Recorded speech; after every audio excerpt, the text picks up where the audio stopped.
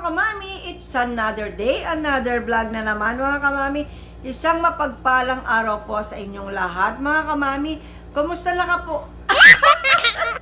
Entrada pa lang na nabulol. Kumusta na po kayo mga kamami? Sana po ay nasa mabuti kayong kalagayan. So mga kamami, meron akong gustong imarites sa inyo. Ang gusto kong imarites sa inyo ay napakaganda ng product na ito. Dahil ang product na ito ay mapapanatili niyang hydrated at moisture ang inyong balat. So mag-iisip kayo niyan. Ano kaya ang gustong imarites ni Mami Lea? So mga kamami, bago ko sa inyo imarites, paki-like and subscribe ang aking YouTube channel, Mami Lea Vlog. At syempre, huwag ninyong kakalimutan i-click ang bell button para na sa ganoon mga kamami ay ma-update ko kayo sa mga bagong i-upload ko mga video. So mga kamami, ano nga ba ang product na ito? Ito po ay si Double Oat Moisturizer. Ito po ay mabibili sa TikTok shop sa halagang 149 pesos kung hindi po ako nagkakamali. So 149. Tapos mga kamami, ang pangalan po niya ay Double Oat Moisturizer. Kung nabanggit ko po kanina, so inulit ko naman po ngayon. So meron siyang 50 ml. Dito sa likod mga kamami, nakalagay lahat dito kung ano ang kanyang mga ingredient at kung paano siya gamitin. Kung ilang beses siyang i-apply sa ating balat. So dito naman sa taas mga kamami, kung kailan siya na manufactured at kung kailan ang kanyang expiration date. Ang kanyang expiration date mga kamami ay sa 2027, June 2027. Tapos naman mga kamami, na manufacture dito ay noong June 2025. So, mga kamami, ito po mga kamami ay ganito ang kanyang kulay. Ayan po, puti. Tapos po ang consistency niya ay watery. Ayan. So, hindi ko na po isinali ang ibang product na ipinapahid ko sa aking mukha dahil dito po tayo magpa-focus sa moisturizer na ito. Kasi po, kung magpapahid ako ng toner, serum, at kung ano pang ipinapahid ko, yung focus natin mapupunta sa ibang product na ipinapahid ko sa aking mukha. So, ang ginawa ko mga kamami, bago ako humarap sa inyo ay nalagyan ko na ng toner, ng serum ang aking face at kung ano-ano pa. So, ayan. Pero ito, hindi ko pa siya nilagay. Kaya sa harap ninyo mga kamami ay in-apply ko siya. Napakadali niyang ipahid. Blendable siya dahil nga may pagka-watery ang kanyang texture. Ayan. Tapos, ang amoy niya, napaka-mild lamang niya mga kamami. Napaka-mild. So, ayan. I-blend natin maigi mga kamami. Ayan. Ikalat natin maigi hanggang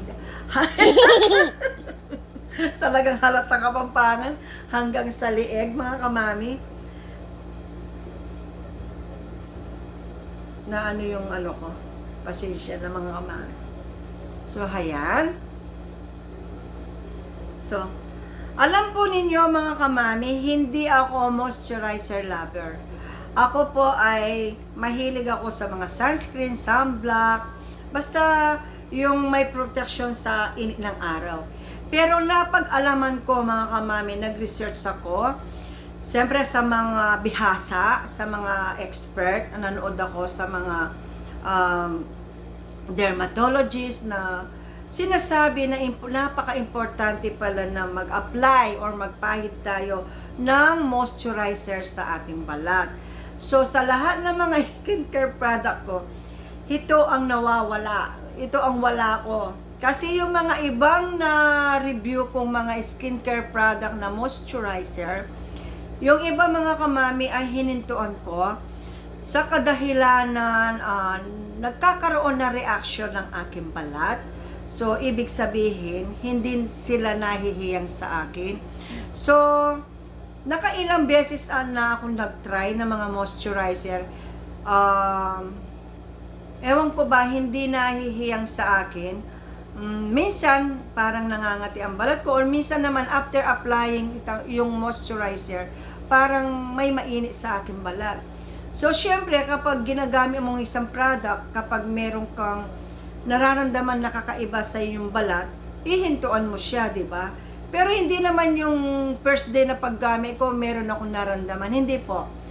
Halimbawa, yung isang moisturizer, nagamit ko siya ng 1 linggo, after 1 week, parang meron akong nararamdaman na hindi maganda sa balat ko. Parang nangangati, or minsan naman parang meron akong butlig na wala naman akong ganoon. So, naisip ko, ini-stop ko sila. Kapag ini-stop ko, nawawala. Yung nag-normal ang aking balat. Yung iba naman, parang nangingitim ako. O yung iba naman, lalong pinapalabas ang aking pagka-oily. Tingnan ninyo mga kamami, na na-absorb na ng aking balat. Wala kang makikitang parang meron langis ang aking balat. Napaka-normal tingnan ng aking balat. So, pero napapanatili niyang hydrated. Kaya nagustuhan ko siya. Kasi, parang napapanatili niyang moisturize ang inyong balat. Yung parang press. Yung, kasi may mga balat na pag may nakita ka ay parang napaka-dry ng dating ng kanyang balat. Yung ganoon, yung napapanatili niyang hydrated. So, nung ni-research ko siya, ang hydrated ay parang basa, yung ganon. Napapanatili niyang ganon ang aking balat. So, sa mga dry skin po, maganda po itong moisturizer na ito para po sa inyo. Ito po ay pwede sa lahat ng skin type. Opo mga kamami, pwede po ito sa lahat ng skin type. So, hindi po, pwede po ito sa sensitive, sa normal, sa oily, sa dry skin. So, pwede po ito mga kamami. Dahil ito ay napakaganda ng kanyang mga ingredient. Opo, meron siya niacinamide, meron siyang sweet almond oil, meron siyang green tea leaf extract. Napakaganda ng kanyang ingredient. Hindi sila matapang at ito talaga ay makakatulong para mapanatili ngang hydrated ang ating balat. So mga kamami, lalo na sa aking mga kaedad, so kayang-kaya, pwedeng-pwede po ito sa atin dahil ako po ay 58 years old. So sa panahon na pwede pa tayong magpahid at pwede pa nating bilhin mag-isa, or pwede pa tayong mag-order na tayo lamang mag-isa na titingin kung paano mag-order, yung kaya pa natin basahin. So, i-enjoy po natin ang moment na pwede pa tayong magpahid ng moisturizer. Kasi po kapag talagang kulubot ng ating balat, kahit gustuhin pa po natin, ay hindi na natin mapapahid mag-isa sa ating balat. Dahil instead na ma-spread nating maigi ang product, dahil po sa sobrang kulubot na ng ating balat, so mahihirapan na po tayo. So why not now na wala pa tayo sa 60 years old or wala pa tayo sa 70 years old? Kung 40 years old, 35 years old ka, maganda po na umpisahan na ninyong gumamit ng mga moisturizer. Lalong-lalo na po kung araw-araw kayong nasa labas, nagtatrabaho. So makakatulong ito para yung mga dumi hindi masyadong kumapit sa inyong balat. Kasi bago siya kumapit, siyempre meron siyang dadaanan na kung nagtotoner kayo, kung nagsisirum kayo, tapos gumamit pa kayo ng moisturizer, tapos meron pa kayong sunblock. So hindi totally didikit sa balat natin ang mga nalalanghap ng balat natin sa labas. Opo, kasi at least meron tayong mga inilagay na kung ano-ano. O syempre, kapag po pagdating natin, tas maghihilamos ka, magtotoner ka, mawawala po yung mga duming kumapi sa ating balat. So, wala pong nakakahiya kung magpapahid tayo ng moisturizer kung nasa edad na tayo. Hindi naman po tinitingnan sa edad na kailangan pwede ka lang magpahid, dapat yung bata ka pa lang. Hindi po, pwede pa rin po sa atin mga malapit na maging senior citizen. Opo. Pwede po sa atin mga kamami. Wala pong nakakahiya. At least po, kailangan din po natin alagaan ang ating sarili. Hindi na nag-alaga na tayo ng ating mga anak, napagtapatapos na natin sila, Tapos, may mga apo naman tayo, so inaalagaan natin sila. So, this time around, mga kamami ko, alagaan naman natin ang ating sarili. Why not na i-treat natin ang ating sarili na bumili ng mga product na gusto natin gamitin sa ating balat. Basta, wag lamang po yung mga matatapang na sangkap, mga kamami. Lalong-lalo na kung may mga pekas ang ating balat. Ako po may mga pekas pang maliliit na natitira. Kaya iniiwasan ko po talaga yung mga matatapang na sangkap. Kasi po, para hindi lalo silang dumami or maging visible. Na-experience ko na po kasi, marami na po ako na-experience na nangyari sa aking balat. Kaya gusto ko lamang pong i-share sa inyo, mga kamami. So, mga kamami, try nyo po si Double Oat Moisturizer dahil ito po ay napanatili nga po niyang aking balat na hydrated kahit nasabi ko na po kanina. So, inulit ko lamang po ngayon. So, napakaganda po niya. Tsaka, maganda po siya, lalong-lalo na po kung ang inyong balat ay dry skin. Opo. So, sa mga kaedad ko, lalo tayo pong dapat gumamit ng mga moisturizer dahil po, minsan, dahil na rin sa edad natin, ay nagda-dry ang ating balat. So, ito pong si Double Oat Moisturizer ay makakatulong po ito para mapanatiling hydrated ang ating balat. So, hindi magda-dry ang ating balat. So, i-enjoy lamang natin ng moment, mga kamami ko, dahil kapag nag-70 years old na tayo, hindi na tayo makakapagpahid ng ganito. So, i-enjoy lamang natin ng moment, mga kamami. Para na sa ganoon, kapag ugod-ugod na tayo, nasa 80 years old na tayo, tapos yung mga apo natin ay malalaki na, nagtatrabaho na, magtatanong sila ng magandang moisturizer dahil nasubukan mo ang product na yun. Masasabi mo sa kanila, marirecommend mo, Apo, maganda yung product na yun. Nagamit ko na yun nung bata ako. Ngayon hindi na ako nakakagamit kasi matanda na ako masyado. Pero yan, maganda yan.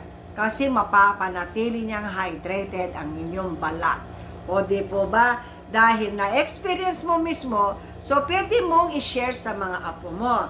So, ganun, di ba mga kamami? Di ba mga kamami? At least meron kang marirecommend na nagamit mo na at maganda ang naging resulta sa balat mo. So, at least hindi masasayang yung pera ng apo natin na bili ng bili tapos hindi nahihiyang. At least, kung malagamit mo na ang product na yun, pwede mo na siyang i-recommend sa kanya. So, ngayon mga kamami, sana po ay nagustuhan nyo ang video ito. Sana po ay nag-enjoy kayo sa panonood.